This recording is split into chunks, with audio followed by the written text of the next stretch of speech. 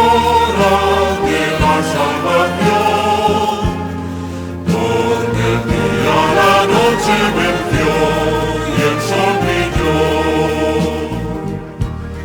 Preparad los caminos del Redentor, del Salvador, allanad al Señor los senderos,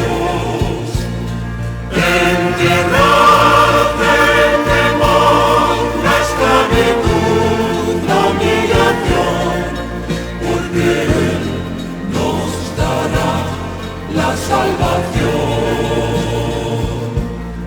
Con su